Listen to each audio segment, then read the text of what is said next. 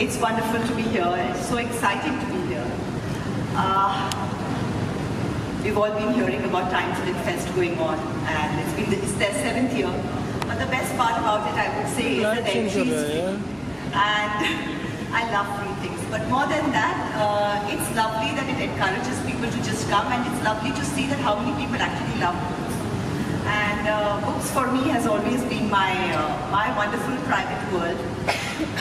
As a child, I grew up, my father was in the government services, so every 2 years we were in a different city, new places. So my best friends have always been books. And in the process, I was always looking for new books, new topics, new things to read about. I remember the first time I heard of this wonderful author, Ashwin Sanghi, sitting here, was Chanakya's Chant. It was the first book that I read. And it was amazing. You know, I don't know, I hope I don't offend you when I say this, but you know, there's something, you read Dan Brown's books and everything. For me, this was like very much an Indian, I would not like to say it, just for the referencing, such an Indian version of Dan Brown. There was this amazing take that was, that he had taken, Meet Krishna Ki, the Rosable Line. Amazing. So got hooked onto his books from the Chanakya's Chant onwards, and since then I have been a fan. And so it's really amazing to be sitting here, and when he said that could you launch the cover of my book, I said, but why are we not launching the book so that I can take it back with me and read it? And then he's been giving these little tidbits where he just tells these 2 lines about it, and he's not really sharing what it is about, and it's driving me nuts because I can't, you know, the suspense is killing me, and I'm like, what is it? Why can't you just come out with a book? But anyway, today we will satisfy ourselves with just launching the book cover. But we will still try to get a few things out of it. What is this book about? What has inspired you to write it? First of all, thanks, Sonali. I'm the entire audience which is here today on account of this momentous book.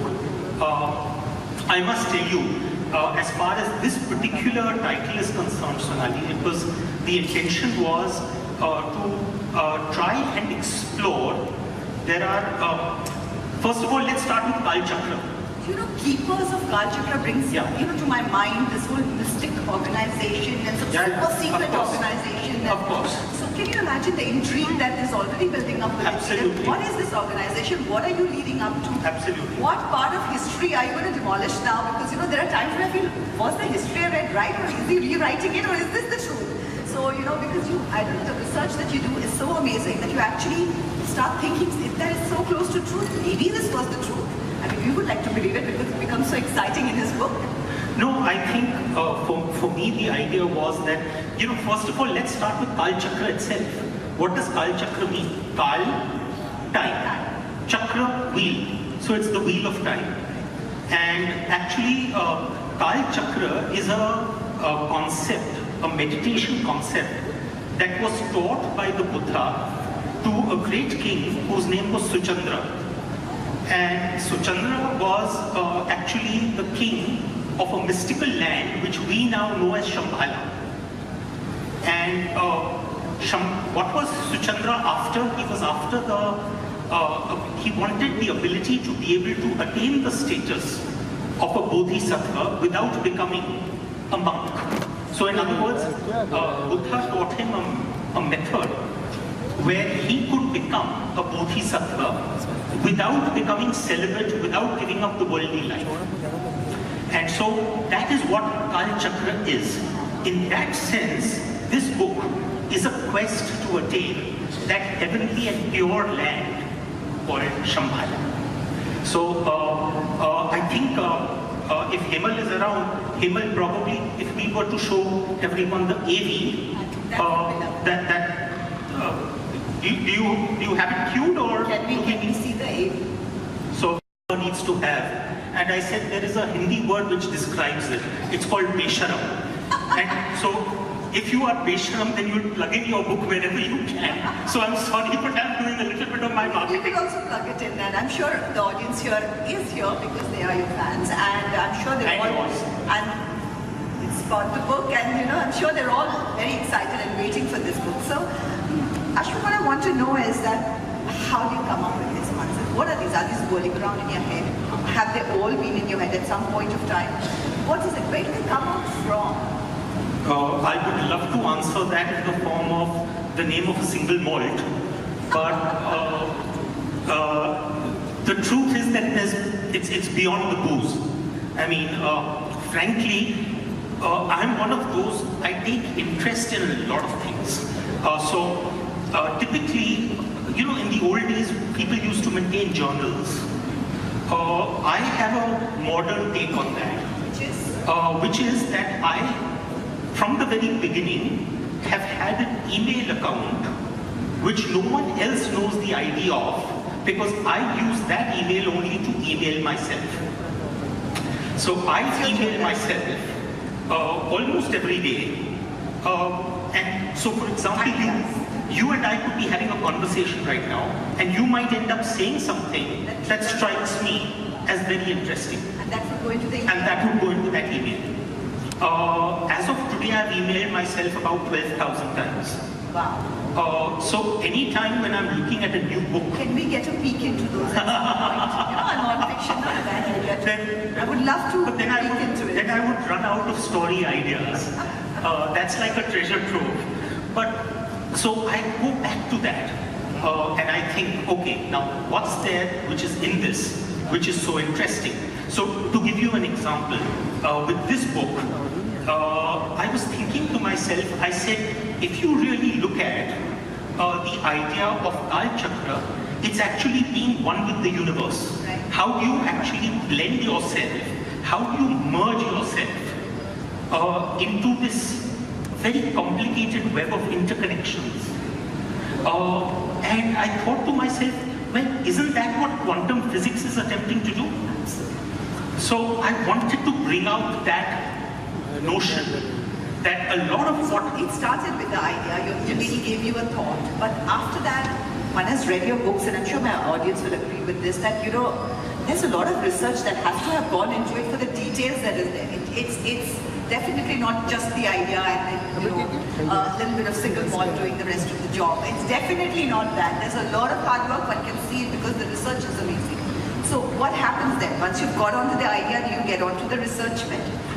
So for me, in the, you know, all these books, starting with the Roosevelt line and working my way through till the Kalachakra, all of these books, typically they follow a rather set timeline. Normally, depending on the book, it could be anywhere between 8 months to 1 year worth of research. Which means that, for example, I don't know the first thing about the Kalachakra, I would actually have to get into that. And similarly, when it came down to the Krishna key, it was sort of once again revisiting the Mahabharata or reading the Arthashastra for Channel-Bollywood. That's what I'm saying, just 8 months or a year is not really a lot of time. Trust me, when you're going through it, it seems like a lot. So once I have that process completed, then I have the stirrings of an idea. And that's the time when I start plotting. So my plotting works, believe it or not, on Excel. Research. Yeah, and it works on Excel spreadsheets. So typically, for example, let's take, for example, the Sialkot saga. Okay. The Sialkot saga is a story about two boys post-1947 after the partition, and how their lives pan out over the next 70 odd years. What people don't know, and one day I'm going to share this, is that if you were to look at an Excel sheet, the first column would indicate the year, 1947, 48, 49, 50. Then against each of those, the two characters, Arvind and Arbaz in this case, those characters, what were their ages in those years? What would they have been doing? Would they have been in school? Were they setting up a business? Were they in jail? Were they experiencing their first romance? What were they doing? Then I would superimpose on that what was happening in India at that time, politically, culturally, historically. And once I have that, then that gives me the final column that what happens in that chapter. This is really a unique way. I've never 5 to 9 job, which means I'm up at 5, and typically I'm done with my writing by 8:30 or 9. In the morning? In the morning. Yeah, thank God. And my parents are sitting in the front row, Sonali, right here. So typically I have to time myself because by 9 o'clock is when I go and have a cup of tea with them. So between Will you discuss it with them? Are they their sounding boards? No. Because then my morning ritual will be totally finished once and for all. So it's easier just to keep it as, because while I'm writing, at that point of time there are conflicting thoughts coming in and I don't even know as to how that book is going to turn out. And what is it that you're going to keep eventually? Because how much rewriting happens with you? Sorry, I didn't get that. How much of rewriting happens with you? I've always maintained that I'm not a writer but a rewriter.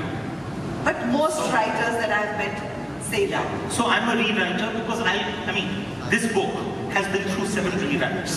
Really? 7 rewrites. And either my editor had some inputs in it or my publisher wanted certain things. Okay, I have a question for you. Yeah. How is your relationship with your editor? Oh, I must tell you, my equation with my editor is superb. And, she's one of those people who has been with me from the first book, The Rosabal Line. And in fact, she came on board on account of the fact that she used to be with my publisher. And even after she left my publisher, she continues to edit my books. So the first edit is always done by her. And somehow or the other what happens is the process of editing is such that over a period of time, you build up a familiarity. Absolutely. And in fact, nowadays when she does edits, I don't even realize that it's her voice. It's almost like she's taken on my voice. Oh, that's amazing. Yeah. So initially, any fights, any arguments? Yeah, initially the biggest fights were on the Rosabal Line. Because the Rosabal Line was a book which was so utterly confusing to the average reader. Luckily, the ones who were utterly confused didn't want to admit that they were utterly confused. So they said, oh, what a wonderful book. So, as a result of which, the book worked. I don't agree with that, but anyway. But, so the maximum number of fights and arguments were related to that. And then since then you ironed out the differences and Yeah. the voice became one and so it's been a great relationship since then. Absolutely. And plus she's understood, she's Kolkata based. Okay. And so the distance helps. And one is distance, but the other part of it also, I must tell you, is that my own inspiration to a very great extent started with Kolkata. And I must tell you this, for the audience which is here, I must tell them this little incident that I was at an event and in the afternoon I had a little time to kill, so I went with the driver to look at a temple. Okay. I walked into the temple and I realized that the deity that was being worshipped was actually Amitabh Bachchan. There was a throne along with a portrait of Amitabh Ji. So I did not know this. I was wondering whether this was real, but once I saw the pujari and I saw people, actually praying, I realized this was real. So I walked outside and there was a little boy selling puja ka saman, agarbattis and what have you. And from him I picked up a little prayer book known as the Amitabh Chalisa. Now, at that moment, I must tell you, I thought to myself that supposing you were to be knocked down right now and you die and you take birth 1,000 years later, by which time this whole cult of Amitabh worship has caught on. And now there isn't one temple but 100,000 temples. And someone taps me on the shoulder and says, do you think it was possible that Amitabh could have been a real man? Now that's the question which fascinates all of us, right? That could Ram have been there? Did he walk the earth? Was Krishna around? Was he a historical character? Or is everything made up? That's where the delicious conspiracy theory comes in. And what if? And that's what drives me. And I think my editor understands So that. what did it lead to, this Amitabh Bachchan temple? So in fact, it led to that Krishna theme, which was basically the notion that that what in case in the present day you had actually a 10th incarnation of Vishnu. What would it be? Do you really believe? What is your thought on it? Do you think it was just mythology, or did these people actually walk the earth? I think it was Lewis who said that a myth is a lie that contains a truth. And that's pretty much what it is. That there's a kernel of truth in that myth. So you dig deep enough and you will find that kernel of truth. But if you think that the entire thing is an absolute truth, then I don't agree. So to give you an example, my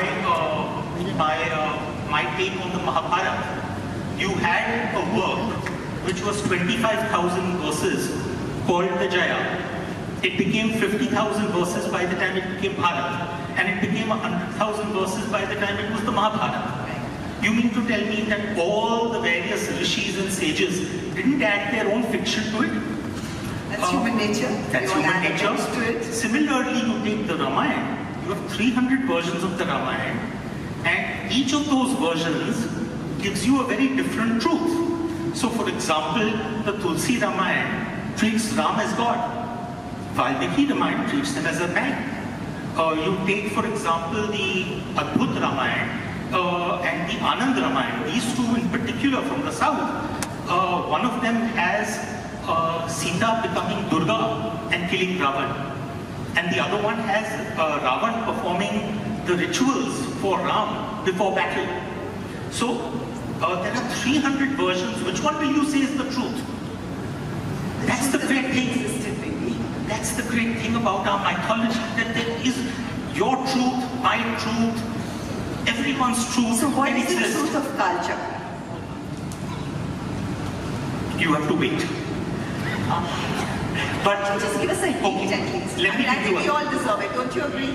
We deserve it. I would say that the notion, to my mind, is that there are many things in Vedanta which our seers, which our rishis, which our munis were looking into. The only difference was that they didn't have laboratories and they had no way of experimenting. But they had a much better developed intuitive sense. So either it's experimentation and practical knowledge, or it's intuitive knowledge. And both are leading us in the same direction. And that is pretty much the core of Keepers of Kalachakra. Okay. I can see someone has come to stand here and tell us something. So yeah, could we? I'm sure the audience wants to ask you some questions. Could we have some questions? From Shiv Tantra, the initial inspiration was tantric, Shiv tantric practice, and of course in that you have Shiv and you have Shakti. Shiva, Shakti, because Shiva is not complete without Shakti. Shakti is not complete without Shiva. And so, in similar vein, in Buddhism, you have the concept of Kalachakra and Vishwamata. They are two independent deities, but when they come together, then the world is balanced.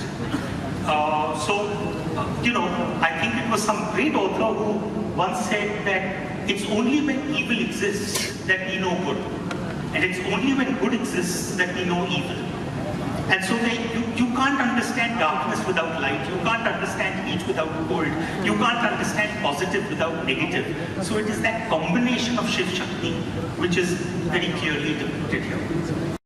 Suddenly, one fine day, after all the investments that my dad to me, one day I said, "Ki main to lekhak ban jaunga." And I think somewhere along the way, it's very important to have supportive.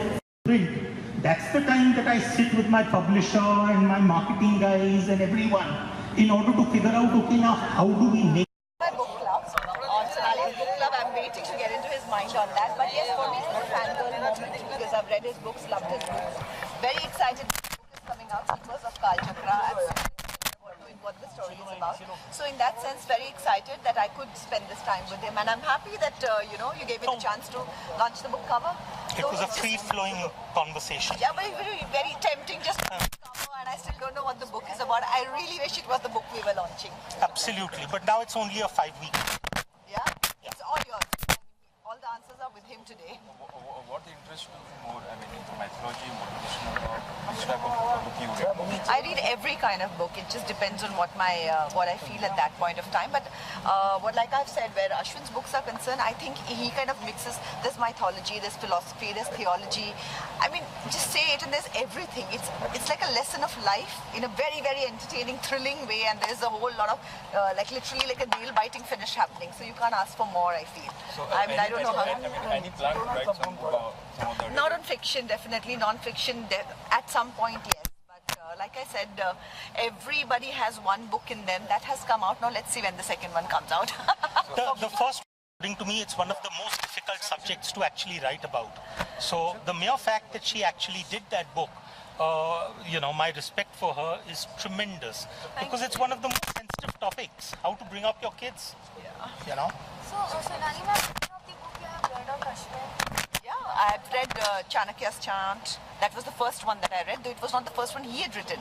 But I read Chanakya's Chant and I said, I like this author, and that's when I went back and read the Rosable Line and Krishna Ki. I've not read the Sialkot saga yet, and I think it's a great opportunity that should I do this book next, or should we do the Sialkot saga? And Yeah, well, whichever one takes your fancy. yeah, so I'm looking forward to. So, you had a conversation with Ashwin now. So, like, he motivated you to read Kalachakra. Yes, completely. And everything that he's talking about, I love reading mythology. I love science fiction. I love fantasy fiction also, and I've always been a fan.